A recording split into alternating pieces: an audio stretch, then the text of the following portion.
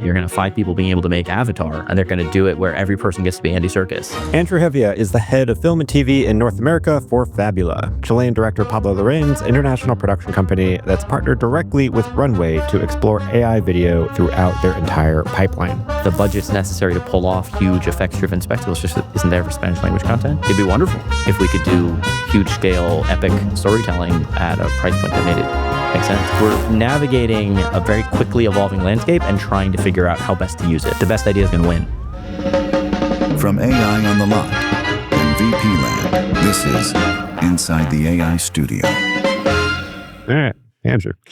Hello.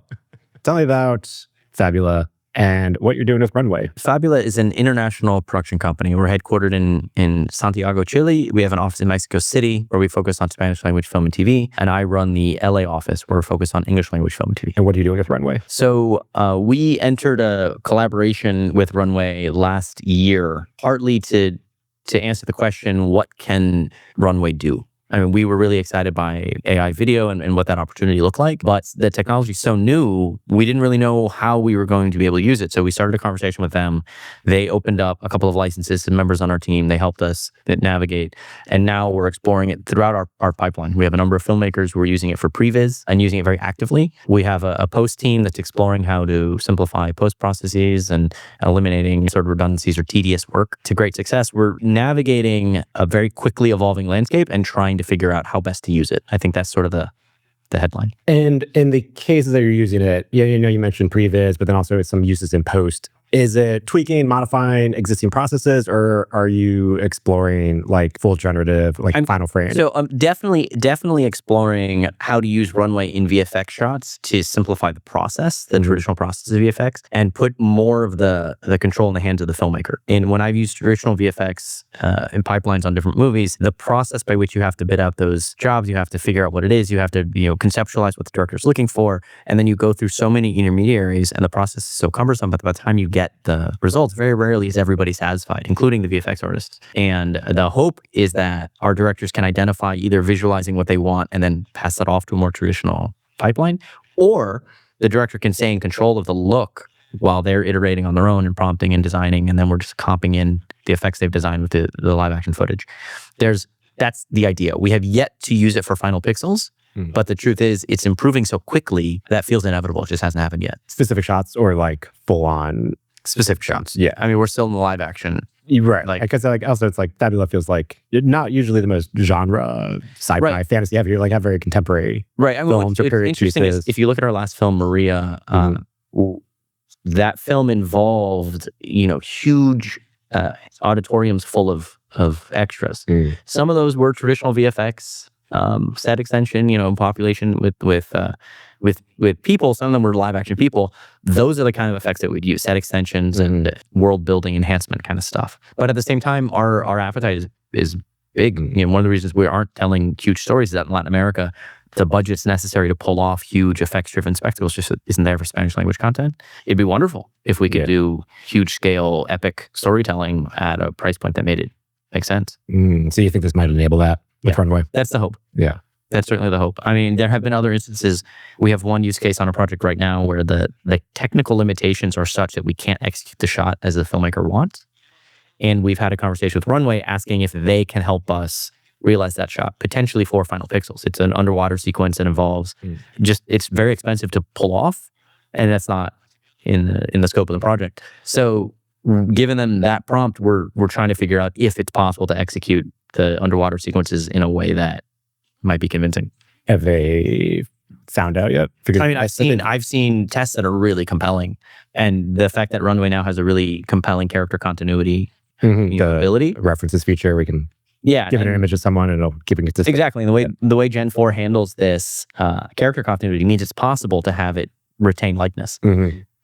That's kind of it. If you can do that, then your actor doesn't have to spend however many hours learning. Tom Cruise in Mission Impossible is a good example, who learned how to breathe underwater for like 6 minutes at a time. Not everyone can do that. So if you can do complicated sequences or one-off shots that allow you to do hard things easier, I think that's pretty exciting. And also not everyone has the budget to do a full sink tank to film in a full production underwater. right, in a submarine in the Bering Sea or whatever. Yeah, in the set. And so it also sounds like, so Final Pixel, but also like, how is it helping with the directors communicate? Because you mentioned that it helps them. So like, on the previs side, it's been incredible. Well, because it's interesting right now. You have to be good at words to communicate your visual ideas, right? So I have one director in particular who is extremely visual, and in order for him to find his ideas and communicate his ideas best, it works if he's showing you images, he's building pitch decks, and you see these and you go, oh, I understand what he wants. And he likes working with a writer to collaborate and figure out how to articulate it on the page, but his ideas live in his mind. And his dream scenario is that he's out there shooting, and as he finds what he wants, he's able to build something really unique. He's pulled that off successfully, but it's expensive, time intensive to shoot like Terrence Malick. It'd just be rolling film. So what he's able to do is discover his ideas in previs by prompting and iterating and prompting and iterating. And he actually loves the way that all the AI tools give out sort of inconsistent responses, because in that inconsistency, he finds new ideas. I hadn't thought of it that way. He'll push it in that direction. So he's exploring, and then he comes out with an image that says, this is what I'm looking for. How do we pull it off? And that's, let's say a conversation that would happen during production, and it would be expensive and it would be time consuming. It would require a lot of trust and faith in the process. He can now start halfway to yes by saying, this is what I'm looking for. What do I need? So it's gotten us where we want to be a lot quicker. That movie, when we shoot it, a lot of the discovery will have happened already, and he'll be playing with that much more grounding and understanding. At the same time, he doesn't have to articulate what it looks like. He can show you a picture that he's generated or a sequence that he's generated and say, this is what I need it to look like. Can you build me this? It's just a really helpful way for him to articulate ideas that ordinarily would have been a little more cumbersome to explain. Yeah, I remember an interview with Gareth Edwards talking about, someone asked about AI, and him talking about the same exact thing, where it's like, yeah, if I can get the stuff out of my head and like onto paper so everyone could see what I'm trying to talk about, like, cool, awesome, saves a lot of headaches. Yeah, and what's interesting, like some of these tools exist already. You have to filter it through a concept artist, to filter it through these. You learn how to draw yourself. Like these are skills that this particular filmmaker has leaned away from, because he's leaned toward other skills, working with actors, figuring out the logistics of big ideas. So it allows him to shortcut that process and collapse the game of telephone. This is what I'm looking for. Can you give it to me? Is way better than, well, I talked to this guy and he gave me that, but it's not quite what I want, but can you do something else? This is what I want. Can you help me do it? Yeah. This might be an out there question, but Luckiest Man in America, film he produced, 80s, all-American story, shot in Colombia. And I know Fabula focuses on American, so that's why this might be a little bit out there. But do you see any of the AI applications helping bring production or reducing cost per production in the US? That's an interesting question. So partly it helped that our director on that film was Colombian. His department heads were Colombian, and we were able to get an incredible tax incentive in Colombia that made that movie possible at a pretty aggressive price. Where that movie took place on a soundstage, but the exteriors were stock footage with Compton elements, so that it looked like 80s LA, right? Which that would have been hard to execute anywhere. The question is, would AI tools help bring production to Los Angeles, and it would have kept us from going to Colombia? Either for that specific project or just in the future, other projects. In some ways, I feel like the AI stuff is a leveler, in that everyone has access. Like, I think maybe the better comp is like James Cameron doing Avatar, right? He's doing that in New Zealand or Australia because there's an incredible incentive, but he's doing that on a black box.